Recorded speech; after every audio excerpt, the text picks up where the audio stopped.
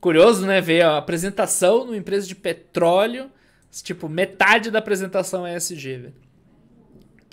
Que ponto a gente chegou, né?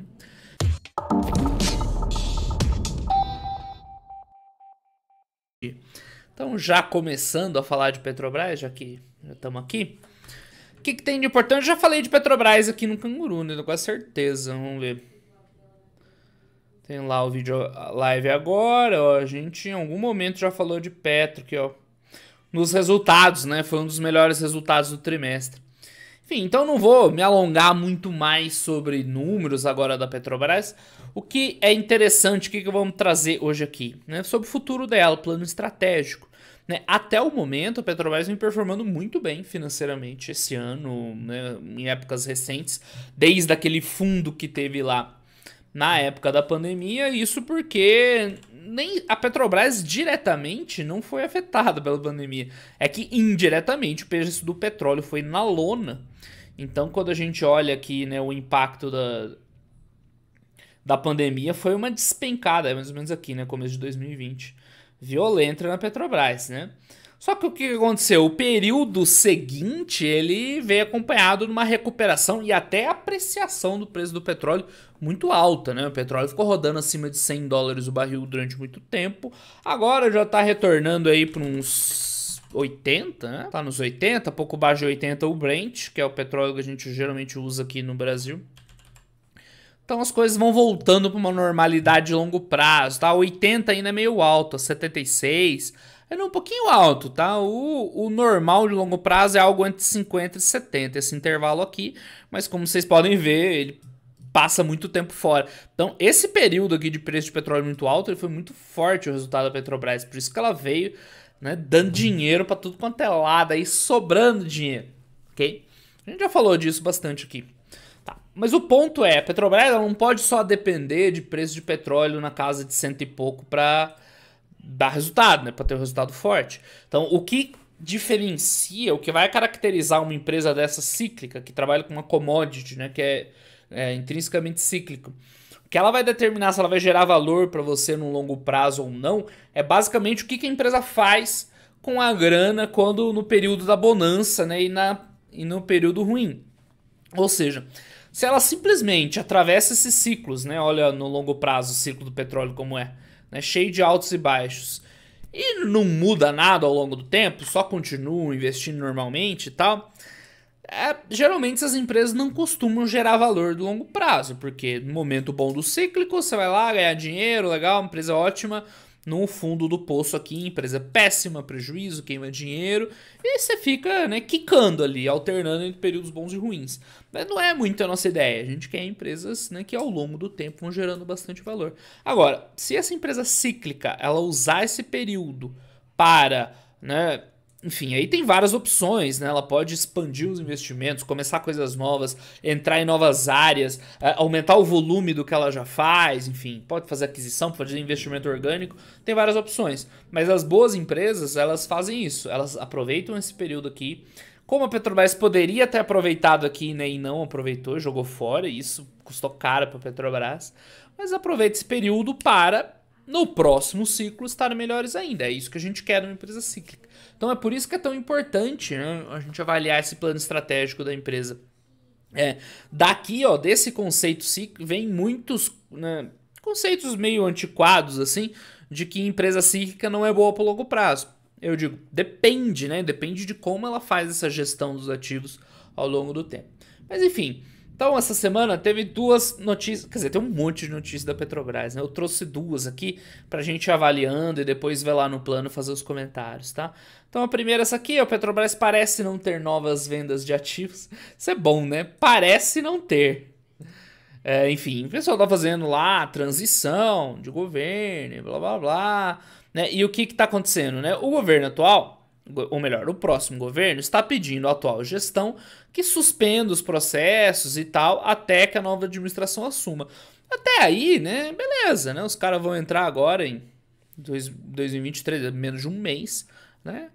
Faz sentido. Falou, ó, mano, né? Deixa aí mais ou menos o que vocês estão tocando, porque a gente vai assumir. Ok, né?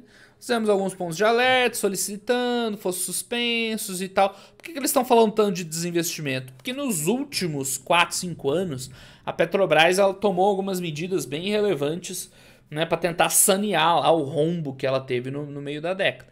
Então, primeiro, ela equalizou os investimentos. Então, ela tinha muito ativo do pré-sal para desenvolver, mas ela foi pé no chão. Focou muito no investimento no pré-sal e esqueceu das outras áreas, tá? E ao mesmo tempo passou a vender muito ativo que não era mais tão importante para ela. Porque a Petrobras das antigas era um monstro inchado, grande, com um monte de coisa. Coisa legal, mas muita tranqueirinha, ativo fora do core, ativo midstream, investimento em outros países que não faziam muito sentido. Ela passou a desinvestir, ou seja, vender tudo isso, pegar a grana, diminuir a dívida e investir no pré-sal, que é o tesouro dela. Isso deu muito certo nos últimos anos, deu muito certo mesmo. A Petrobras, porra, não estaria lucrando aí bilhões de reais de geração de caixa nesse ano agora, né, mesmo considerando o preço do petróleo, se não fosse esse trabalho bem feito no passado, certo? Só que, de novo, essa é a importância da gente ver o que será feito daqui em diante, tá? Então, assim, a equipe de transição chega lá e pedir para dar uma segurada nos desinvestimentos, até a gente assumir, não tem nada de errado, né? O problema será se eles quebrarem esse plano, né, que eu expliquei aí né, por alto para vocês, tá? Então, nos próximos dias não tem nada para acontecer, beleza? Tá? Tem ativos que até tem razão de vender, mas há ativos muito importantes que podem ser reconsiderados. Isso, por si só, também não é ruim, tá? Não é nada de importante. Claro, né, vai depender do que eles vão querer, né, manter vendendo e o que eles vão querer reconsiderar. Se for uma revisão grande do plano de investimentos, né, não parece ser muito legal, porque né, essa estratégia de vender e focar no pré-sal, ela funcionou muito bem, está funcionando muito bem, né?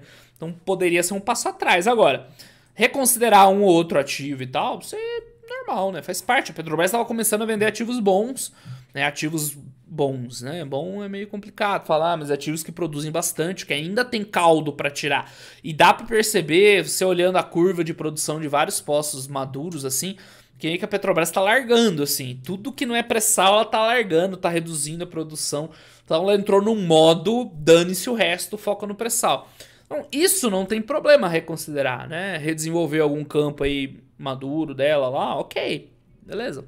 Aqui a gente começa a entrar num tema mais sensível, porque nesse plano de desinvestimento estava de vender pelo menos parte das refinarias. E até pouquíssimo tempo atrás, a Petrobras tinha o monopólio das refinarias do refino no Brasil, né? Era basicamente um monopólio, era aberta importação para independente, era um negócio que meio que na prática ficava só na mão da Petrobras, né? E até hoje é praticamente na mão da Petrobras, já que abriu pouquíssimas refinarias não estão na mão. Então, o plano original era vender as refinarias. Contudo, ninguém conseguiu até hoje, tá? Esse plano novo vem aí basicamente do governo Temer em diante, passou o governo Bolsonaro, vai entrar agora o governo Lula e ninguém conseguiu meter a mão. Meter a mão não, né? Vender as refinarias. Meter a mão pode ser usado em outro contexto aqui.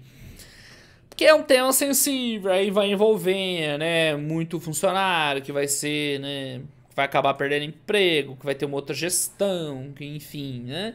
Então, quando entram esses temas, o pessoal tá batendo, sindicato. Sempre que eu faço vídeo de Petrobras, aparece algum maluco aí falando de relação trabalhista da Petrobras. Então, isso aqui foi um calcanhar de Aquiles. Eu sempre falei que, na minha opinião, seria muito interessante ver a Petrobras se desfazendo das refinarias, tá? Até para tirar um pouco da pressão dela sobre a questão dos preços do combustível. Né? Porque enquanto a Petrobras está meio que né, tomando conta do refino, cai muita pressão nela sobre o preço do consumidor final, certo? E se ela ficasse só uma empresa de exploração e produção, meio que né, o problema ia ser com outros, né? Não ia passar muito por ela, ok? Abrindo mão de investir em combustíveis renováveis. Isso aqui eu até acho legal, tá? De verdade, porque as grandes... meter a mão em Petrobras é um negócio que é melhor... botar na mesma frase, né? Deixa pra lá. Isso aqui eu acho legal, tá? Porque nós estamos vendo as grandes majors de petróleo, principalmente as europeias, que já começaram faz um tempo tomando a frente nisso, mas as americanas estão indo atrás também, porque o caminho, né, não tem volta. de investir em renováveis. Não tem como, pessoal, isso não tem volta, tá? O futuro vai passar por combustíveis renováveis, seja o que for, né? Seja uma eletrificação pesada, que é mais uma aposta ali, mais americana, seja um hidrogênio verde, que aí é uma aposta mais europeia, já que eles ficaram para trás nas tecnologias lá das elétricas, eles têm uma capacidade ali eólica e tal, solar principalmente mais baixa, né? Então eles estão tentando trilhar um caminho diferente do hidrogênio, que encaixaria bem no Brasil, né? Já que para você ter um hidrogênio competitivo, você precisaria ter uma fonte de energia, né? Que tem que ser renovável, não adianta você gastar energia para produzir hidrogênio queimando combustível fóssil, né? Até adianta, né? Até no trade-off, se você trocar um carro a hidrogênio numa grande cidade por uma grande usina centralizada a gás natural, por exemplo, já é melhor, tá? Mas não é a ideia. A ideia é trocar por renovável mesmo. Então o Brasil tem potencial de fornecer essa energia, né, mais barata para uns processos de hidrogênio. Então a gente tem condição de estar estrategicamente posicionado, sem contar ainda etanol e tal, né, que a gente abandonou ao longo do caminho aí e podemos voltar e tal. E eu acho legal a Petrobras ficar mais de olho nisso aqui, tá? Vai ser o futuro, não tem como escapar. E assim, é óbvio, não é prioridade da Petrobras hoje, mas fica lá trabalhando, pesquisando, não sei o que e tal. A hora que for algo mais concreto, entra de vez, né? Isso tá certo, nessa linha aí. Blá, blá, blá. Ela precisa maximizar. Aqui começa a preocupar, velho. Maximizar a capacidade instalada de refino. Aí, principalmente por causa desse parágrafo, né? Se isso ocorrer, pode ajudar o governo a ter um político preço de combustível. Isso preocupa, né? Esse é o caminho que ninguém queria ver para Petrobras. Então, assim, vocês viram, né? Tava falando, ó, não, tudo bem, não, isso aqui beleza, não, ok, combustíveis renováveis, gosto. Chegou aqui em maximizar. Por que ele tá falando maximizar a capacidade instalada? Porque o Brasil hoje ele não é autossuficiente em combustível, tá? Ele produz mais petróleo que consome, mas para refinar e produzir o combustível que a gente precisa de um blend de petróleo. Que a gente precisa importar uma parte, né? Porque as nossas refinarias são antigas, são pensadas numa época que a gente importava nosso petróleo do Oriente Médio, então elas são feitas para trabalhar mais com o petróleo do Oriente Médio, além dele ser mais leve que o nosso, né? Ser mais nobre para produzir esses combustíveis aqui. Então a gente acaba ainda precisando importar um pouco, mas só de ouvir, esse não é o problema, né? O problema é isso aqui, né? Política de preço de combustível, meu amigo, aí já deu muito errado isso aí com a Petrobras. Então, né, atenção máxima aí com ativos como Petrobras para ver se os caras vão continuar tocando, né, o plano de desinvestimento é uma coisa, mas né, que é uma coisa mais de longo prazo. Agora isso aqui, velho, no dia que começar a segurar preço de combustível, né, com preço fora da realidade, aí pra mim vira um no-no, né? Esquece Petrobras. Mas enfim, vamos ao plano da Petrobras, né? Ficar vendo só notícia, a gente usa notícia, mas a ideia é que, assim, eu não achei nada, né? Uau, super novidade aqui. Muito sobre ESG, que é que eles chamam de ASG, mas é a mesma coisa, né? Porque o A vira ambiental em vez de environment. E social e governança é ESG em inglês e em português também. Curioso, né? Ver a apresentação numa empresa de petróleo. Tipo, metade da apresentação é ESG, velho. Que ponto a gente chegou, né?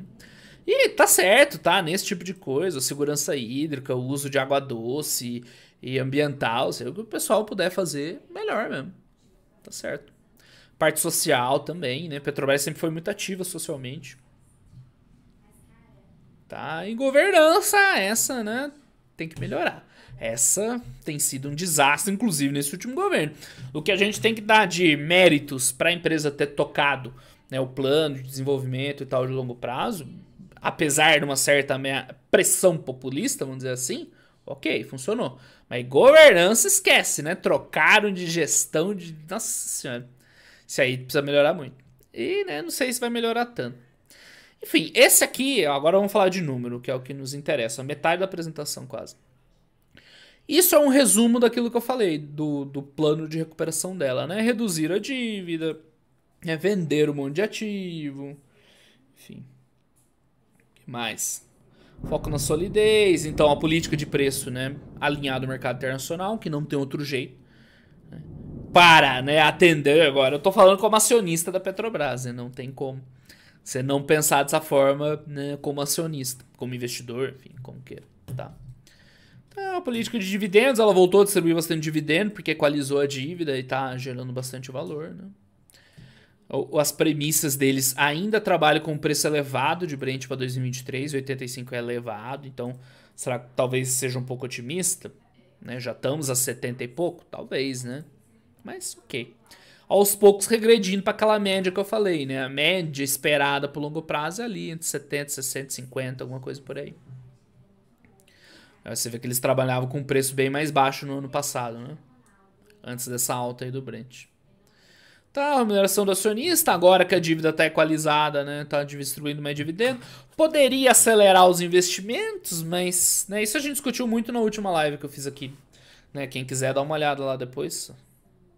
Eu tirei de lá, mas tem a live aqui que a gente falou especificamente de Petrobras. Né? Agora estamos falando mais do futuro. Poderia usar mais essa grana para investir, mas enfim, também não é tão simples assim. Tá? Vida que segue, não é esse o principal problema, tá? O ponto é esse, né? CAPEX. Então, por enquanto, é um CAPEX, né? 78 bi, né? Alto, mas que cabe dentro do balanço da Petrobras. Qual seria o risco aqui?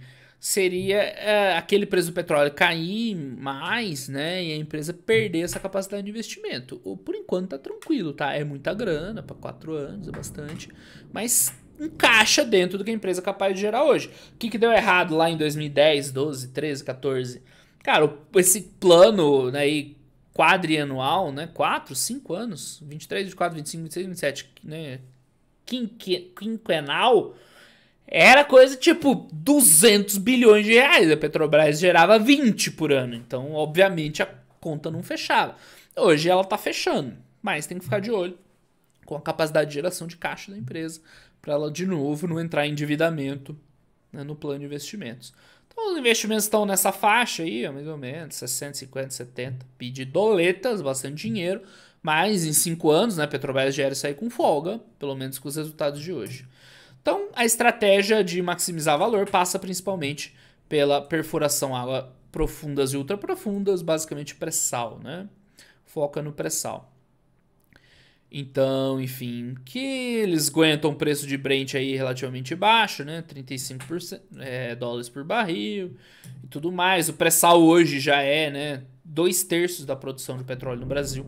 Então o pré-sal, ele é uma realidade, né? Muita gente ficou com a visão da Petrobras antiga, daquela época lá, de corrupções e tal, como se o pré-sal fosse um engodo. Não, não é. O pré-sal é real, é quente, né? É muito rentável. Na verdade, é a solução da Petrobras, né? A salvação da Petrobras. Você vê que a produção da empresa, ela não tem crescido muito, né? Esse gráfico tá daqui em diante. Mas a produção da Petrobras, esses 2 e pouco aí, bilhões de barris dia lá e tal, já faz muitos anos, tá? Muitos e muitos anos. O que aconteceu recentemente? Ela foi substituindo um declínio dos campos maduros, disso aqui, ó, do laranjinha, pelo crescimento no pré-sal. Então agora a gente espera que, né, o crescimento do pré-sal supere as vendas e o declínio desses campos maduros e a gente veja crescimento real de produção. Isso seria bem interessante, tá? Isso seria muito bem-vindo para a Petrobras, já que ela tá faz muito tempo nesses 2,5, mais ou menos assim. Aos poucos, tá? Custo de extração. Esse aqui é meio, né? É meio migué, meio mequetrefe, porque a empresa tá divulgando sem leasing cost, sem os royalties. Aí é fácil, velho. Meu custo é 5. Se tirar esse. Porra, mas aí não faz sentido, porque esses são custos reais e assim, importantes, tá? Última vez que eu fiz essa conta direitinho, o custo da Petrobras estava na casa de pouco abaixo de 20, uma coisa assim. Que ainda é bem competitivo, tá? Tem as empresas minors aí, PetroRio, 3R e tal, que conseguem rodar com valores bem menores. Para Penal, então é um pouco menor. Mas tá bom, não é ruim não, tá? Principalmente a parte do pré-sal, essa seria bem competitiva também. Blá, blá, blá. Isso aqui é legal pro futuro, tá? Eu não lembro se eu cheguei a falar nesse vídeo passado. Olha só como foi uma das coisas que mais chamou a atenção nessa apresentação da Petrobras, como essa margem equatorial é promissora a ponto dos caras dividirem tudo que eles têm em bacias do Sudeste e margem equatorial. Antes, qual que era a divisão que a gente tinha? Ah, era o polo de Campos, onde estavam os campos mais antigos e tal, e o pré-sal ali, baseado em Santos, que você for ver até mais no Paraná, Santa Catarina, né? Os caras puxam um pouco pra cima pra dar mais valor ali pra São Paulo e Rio, né? Mas é mais São Paulo, Paraná, São Paulo até o sul ali, né? Paraná, Santa Catarina. Então havia essa divisão, né? Campos mais duros, campos novos. Agora, meu amigo, é Sudeste e margem equatorial. Então essa aqui parece ser a próxima grande fronteira de petróleo. Isso aí a gente viu quando analisamos lá a ExxonMobil lá, há muito tempo no canal, que os caras estão tirando investimento do mundo inteiro e botando aqui, ó. Botando no pré-sal, quem tem ativo no pré-sal, e nessa margem equatorial aqui, e em outros pouquíssimos lugares pelo mundo ali, é gás natural no Moçambique. É um ou outro ativo que eles chamam de... Como é que eles chamam isso? World Class, ou seja, né, o top do top do top. Então, né, a Petrobras tem vários campos aqui, nessa mesma margem equatorial. As outras majors gringas têm mais campos aqui, ó, na Guiana e tal, mas é a mesma coisa, né? O mar não tem fronteira civil. Quer dizer, até tem fronteira, mas eu digo, o reservatório não conhece fronteiras, né? O reservatório lá vai depender né, da formação geológica que não tem nada a ver com a fronteira. Então isso aqui é muito promissor, tá? É coisa para daqui 4, 5 anos, talvez mais 10 anos, como o pré-sal demorou 10 anos para chegar para valer, mas pode ser mais um driver de futuro de longo prazo para a Petrobras, tá? Margem equatorial. Então, vamos acompanhar os desenvolvimentos aí, desdobramentos da exploração aqui, tá? Chamou bastante atenção. E ó, metade do CAPEX de exploração tá previsto para lá. Cara, isso é muita coisa. Porque a Petrobras gasta muita coisa aqui no pré-sal, né? É o filé atual dela hoje, né? E os caras vão dividir o campo para o CAPEX meio a meio para lá, né? Então é muita aposta aqui nessa margem equatorial. Pode ser uma outra grande slam aí, né? Vamos acompanhar. Então, Santos, né, tem o pré-sal, principalmente, que os caras ainda vai crescer muito essa produção. Né, estão estimando aí 2,2 milhões aí só do pré-sal de Santos, né, pelo visto. O CAPEX pesado, mas muitas unidades de produção. E isso aqui meio que já tá dando certo, né? É só continuar e tal, ainda tem, né, tá dando muito, muito certo. Bacia de Campos com os campos maduros, né, que ficam mais ou menos aqui. Ainda tem pré-sal para explorar aqui e tal. Né? E pelo visto aí o pessoal vai rever alguns desses campos maduros aqui sem problema nenhum para Petrobras. O problema foi para PetroRio que ficou sem Albacora, né, coitado. Mas é isso, tá, pessoal? O plano dessa gestão ele é muito legal, né? Então eles tinham um plano de desinvestimento de refino, que esse pelo visto subiu no telhado, tá? Aquilo que eu falei de térmicas e tal, né? Seria algo importante, né, para os caras trabalharem. Vamos ver como é que vai ficar agora, né? Isso aí muda tudo, né? Esse ponto de expansão da equação do parque de refino é aquilo que eu falei. Essa parte até que não tá errada daquele pronunciamento lá do pessoal da transição, né? De o Brasil vai precisar em algum momento adequar o parque de refino dele, né? Porque agora é petróleo pré-sal, tem que fazer refinarias que sejam compatíveis, né, com esse petróleo nosso agora, né? Não por nacionalismo, nada disso, por questão econômica, né? Não faz sentido a gente continuar importando petróleo lá do Oriente Médio, sendo que a gente é superavitário na produção de petróleo. Agora, o ponto é, isso vai ser feito, né, com essa finalidade e tal, né, de modernizar, né, adequar, modernizar a nossa capacidade de refino? Ou vai ser, né, com a finalidade de controlar preço e tal, como a gente viu ali, né? Esse é o ponto-chave, futuro. Enfim. Eficiência, você vê, ó, tem mais um monte de coisa ESG aí no meio da apresentação. Né, melhorar a eficiência do refino também, querosene de aviação. O que é geração de energia? O que é GIE? Enfim, sei lá. É de transporte, né? Principalmente de gás natural. Isso aqui é legal também. O gás natural, apesar de ser, né, hidrocarboneto e tal, combustível fóssil, mas é muito mais limpo que outras alternativas, né? Que outros combustíveis, que óleo, que carvão. Então, Gás natural seria interessante que tivesse um investimento maior mesmo. Enfim, comercialização, logística, blá blá blá. Enfim, que tá bom já pro nosso escopo. Desenvolvimento de produção que a gente tava falando, investimento aí principalmente no pré-sal. E isso tem que tirar o chapéu a capacidade de investimento da empresa, né? Muito grande. E tá dando muito certo, né? Ó, os caras estão puxando 50% dos FPSOs do mundo, velho. É muita coisa. E o pré-sal ele é fantástico, né? Ele é muito produtivo, ele é muito rentável. A diluição do custo de produção, né, é imensa. Campo de Búzios é um monstro lá. Os caras vão enfiar quantos, né? 11 navios no mesmo campo, cara. Coisa bizarra. Tem um poço aqui, né? Não sei qual, mas tem poço único no Campo de Búzios aí que produz mais que uma PetroRio inteira. Pra vocês terem uma ideia, né? É uma coisa bizarra. Mero gigante também crescimento grande. E novos campos e tal. É isso, acho que já falamos aí tudo que tinha para ser dito, né? Então, né, de novidade desse plano estratégico tem, além da retomada de alguns campos mais maduros, que ok, né, e redesenvolvimento, mas margem equatorial é o que chama atenção muito. E o ponto é o refino, tá? Ali o refino é um ponto importante.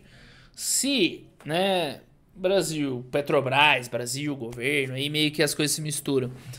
Trabalhar para expandir, modernizar, adequar nossa capacidade de refino para o petróleo do pré-sal, tá certíssimo, tá? Aí poderia ser via governo, via Petrobras, via iniciativa, outros players, enfim, essa é outra discussão. Mas isso tá certíssimo. Agora, voltar a investir em refino pensando em controle do preço, aí para acionista da Petrobras o negócio complicou. Então, olho nisso, tá? Olho nisso que é importante.